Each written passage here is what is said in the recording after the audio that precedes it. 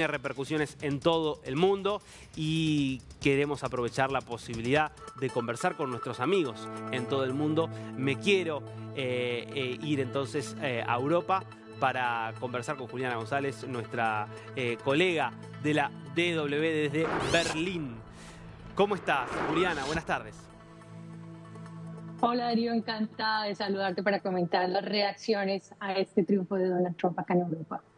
Bueno, quiero empezar por algo casi anecdótico, Juliana, pero que es los saludos, porque al día de hoy no tenemos todavía una concesión de la derrota por parte de Kamala Harris, no tenemos una declaración por parte de Joe Biden, pero incluso antes de que se terminaran de contar muchos votos, ya apareció en cascada muchos líderes europeos reconociendo y felicitando a Donald Trump por ese triunfo. ¿Cómo lo estás viendo eso? Así es, pues porque es un hecho, porque es ya, digamos, imparable esa tendencia, ya hay una certidumbre que por lo menos para nosotros aquí en Europa a las 11:30 de la mañana ya era clarísimo que el ganador era Donald Trump, porque había quedado, digamos, con esos estados péndulos que eran tan importantes. Así que la tendencia que de Kamala Harris con los demás estados que quedaban aún, los votos que están por contar, pues difícilmente iba a poder alcanzar esa diferencia de ya unos 40 puntos que tenía, y eso hace, por supuesto, que los presidentes, los primeros ministros, los mandatarios salgan rápidamente a felicitar, cosa que hay que hacer un paralelo, guardando las proporciones de societario. No pasó, por ejemplo, con la elección en Venezuela. Ahí los líderes europeos están todavía esperando que salga el conteo de votos, que se saquen las actas para poder saber a quién felicitan por ese triunfo. Aquí no pasaba lo mismo. Las cifras fueron claras, las cifras fueron también contundentes, y por eso vemos esos mensajes de felicitación que, si me permites decirte, hay como tres elementos que se repiten en ellos.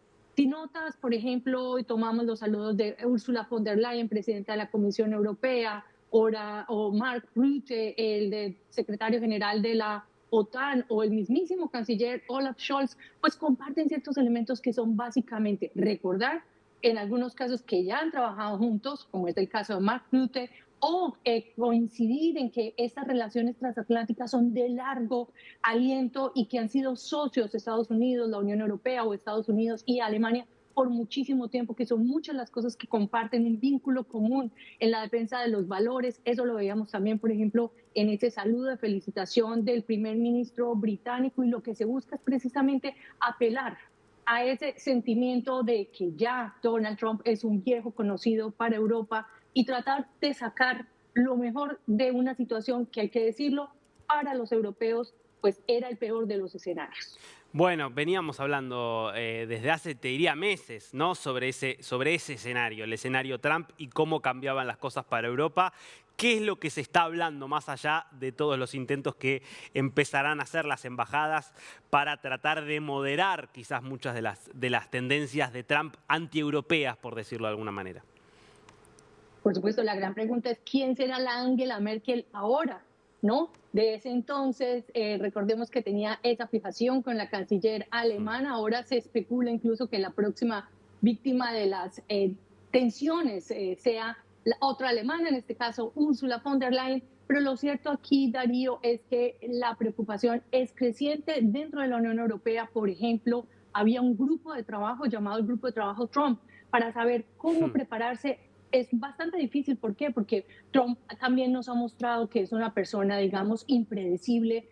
No tiene, digamos, es un candidato que no es el típico republicano al 100%, y por eso también tiene una tendencia mucho más aislacionista, menos colaboracionista, incluso en temas a que a los republicanos les han interesado mucho, como la seguridad mundial, ¿no? Recordemos un George Bush metido en guerras en Oriente Medio. Pues esta no es la situación necesariamente con Donald Trump. Ha dicho claramente que no quiere que cuando él sea presidente va a acabar con los dos grandes conflictos, es decir, el de Medio Oriente y el de Ucrania, en menos de 24 horas. Y aquí la gran preocupación es dos, y las preparaciones que hacen los europeos en esa línea son: la primera, intentar fortalecer el mercado interno para no quedar atrapados en esas guerras de los aranceles, que piensa Estados Unidos, digamos, imponerle a los productos europeos. Estamos hablando de aranceles de hasta un 20%, un 10% en algunos casos. Los aranceles que piensa ponerle a China, que eso repercute, por ejemplo, en una economía como la alemana, que exporta bienes a China para que sean ensamblados en China, que a su vez los exporta a los Estados Unidos, pero por esa tensión comercial con China de tiempo atrás, pues esas exportaciones también han caído. Lo que ha hecho la Unión Europea, por ejemplo, en ese caso, en ese grupo de trabajo, es preparar una lista. La lista no la conocemos, sabemos que existe, de los potenciales bienes y servicios estadounidenses que podrían ser víctimas, digamos, de aranceles retaliativos en caso de que, en efecto, el presidente Donald Trump, a partir de enero, cuando asuma el poder, pues vaya a imponer a las importaciones europeas. Juliana, cuando haces el repaso y cuando uno ve justamente estas inquietudes de Europa, uno puede identificar como dos grandes temas. Uno, todo lo que tiene que ver con lo económico, la política arancelaria, las posibles guerras comerciales, y del otro lado la cuestión de seguridad respecto, por ejemplo, del vínculo con la OTAN. ¿Qué es lo que está primando hoy entre la preocupación de los europeos y qué es lo que más inquieta?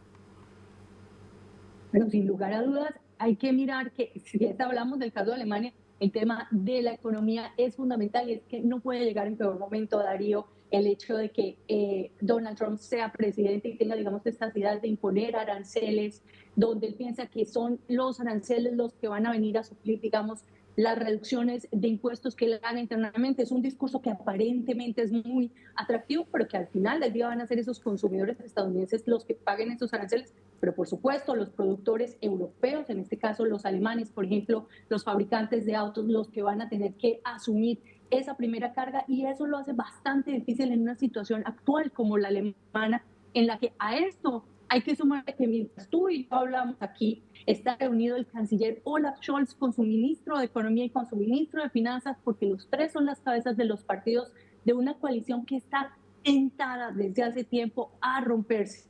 Una cosa que parece impensable después de las elecciones europeas, pero que podría pasar, es que aquí pueda haber elecciones anticipadas. Es la primera vez que se habla en serio de esta posibilidad, y esta semana, digamos, ha estado bastante tenso el clima político, y que un triunfo de Donald Trump puede o lograr que esa coalición aquí alemana se mantenga firme y termine su mandato en septiembre, o que en realidad se rompa y vayamos a elecciones anticipadas en marzo. Pero el otro asunto no es de menor calado y tiene que ver con eso de la seguridad, porque ahora Europa no tendría tras quién respaldarse. Esa es la gran preocupación, que aquí tenemos una guerra en el vecindario, que es la de Ucrania, una guerra que no existía hace 8 años en el primer mandato de Donald Trump. Por supuesto, esto significa, Darío, básicamente que las condiciones geopolíticas son completamente diferentes a las que conoció Europa en ese momento, que estaba más fortalecida, y también en lo económico, y a las que conoció Donald Trump en ese momento,